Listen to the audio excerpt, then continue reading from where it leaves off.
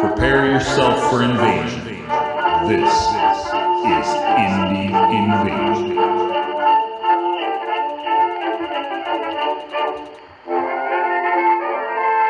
Welcome to Twisted Tales. Tales set in the world of Twisted, a steampunk skirmish game by Demented Games. This is Eric here from Indie Invasion, and today's tale, The Taming, written by Peter Overton and read by our very own Mac.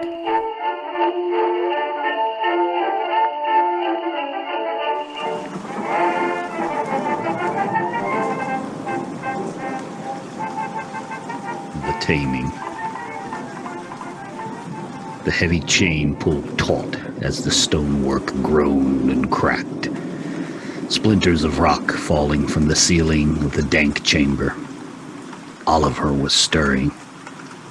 On the other side of the rusted cell door, the Urkin wrenched open the small hatch and chanced a glance inside, knowing that if the brute spied him, it would almost certainly end in blood.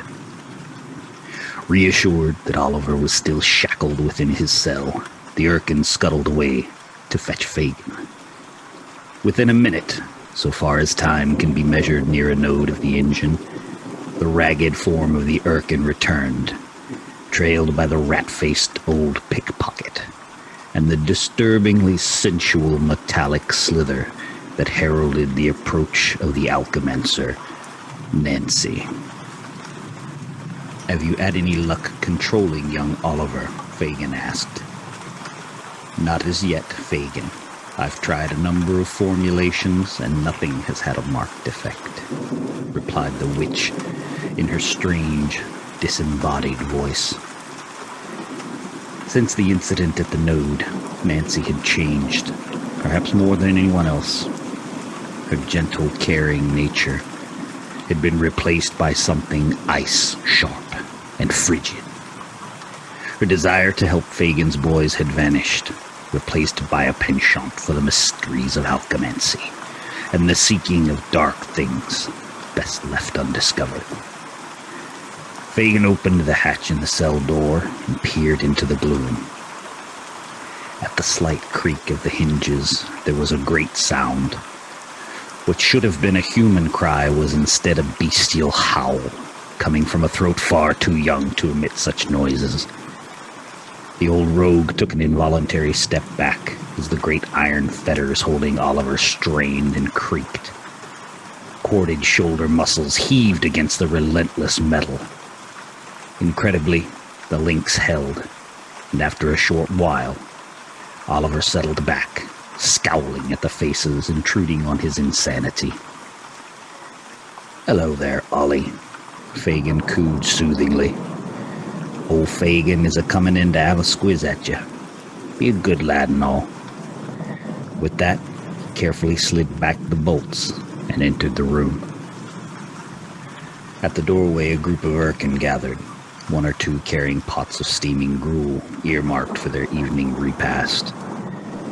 Fagin motioned one forward and handed him a ring of keys. "Unlock his legs. He looks like he needs a stretch, poor lad." The Urkin crept forwards, taking the rusted keys from the old man's hand. Fearfully, the small creature, once one of Fagin's thieving children, but now twisted by the engine into a gutter-running Urkin, approached Oliver, taking care to stay low and quiet. Fagin turned to another of his twisted boys. "What has you been a-feedin' 'em, lad?" he asked. Nancy's chilling gaze also turned to the nervously shuffling group. The Urkin looked quickly at his companions. "We's been feedin' 'em rats. Big 'uns." "Rats? Just rats?" queried Fagin. "Yes, boss," piped up another. "We been taking bets on how long they survive. Besides, once we opens the hatch, they just scurries in. Samuel lost his hand last week when we tried cheese with Ollie." Nancy smiled slightly, a cold smile that suggested she enjoyed the idea of the carnage. Fagin frowned. The pickpocketing children, of whom he had once been quite fond, had become something that worried him more than he cared to admit. Still, he mused, they're better thieves than ever. The loot was certainly flowing in. Meanwhile, the terrified Erkin gingerly reached for the locks on Oliver's small, boyish legs. With a speed that, to Fagin's trained eye, surpassed even Dodger's, Oliver reacted. With a metallic shriek and clatter of broken masonry, the chain restraining his left arm gave way, and with a squeal, the Erkin was snatched off his feet. The great block of stone connected to the chain pulled free and swung like a flail, smashing brickwork from the door frame and taking the great iron portal off its hinges, along with the head of an Erkin who'd strayed too close. Nancy laughed and clapped, her tentacled lower half turning her on the spot like a devilish ballerina. The Erkin in Oliver's great metal fist struggled and begged. He'd always been a friend to young Oliver, before the change. That was why Fagin had chosen him to watch over the berserk monster. But it mattered not. There was no room for sentiment in the mind of the twisted Oliver. And with a flick of his wrist, the great steel fingers closed. The Erkins scattered, fleeing headlong into the darkness as Oliver took hold of his remaining restraint with both hands. The wall stood no chance and gave like chalk. Oliver was free. Fagin's eyes widened in dismay as the hulking form stalked towards him, growling like an angered beast. There was malice, there was intent, there would be payback, and if Oliver had his way, there would be blood. Nancy licked her lips in anticipation.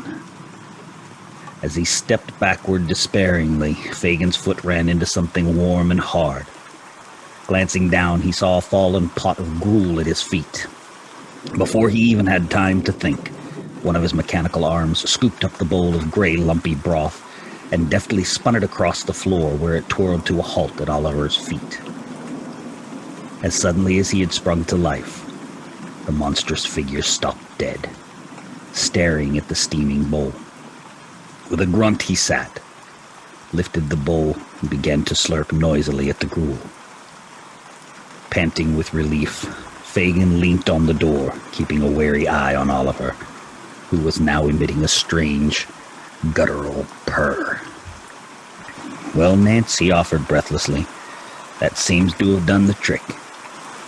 "Indeed, Fagin, it has," she replied, slithering forwards as she studied both Oliver and the old man with her penetrating glance.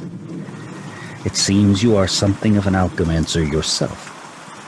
With that, she turned her back, and in her strange, sinuous manner, moved away down the corridor. Her voice floated back to Fagin. "One day, you may even be great enough to challenge me." Fagin smiled in the dim light, unsure whether to take Nancy's parting comment as a compliment or a veiled threat. He'd need to be careful, more careful than in the past, more careful than ever before.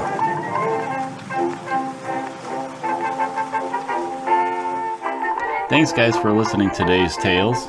You can find our Indie Invasion podcast on all podcast platforms, including Podbean, Google, and iTunes.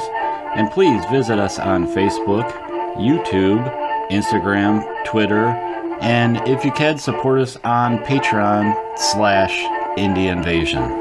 And feel free to email us with any questions or comments at indieinvasion@gmail.com.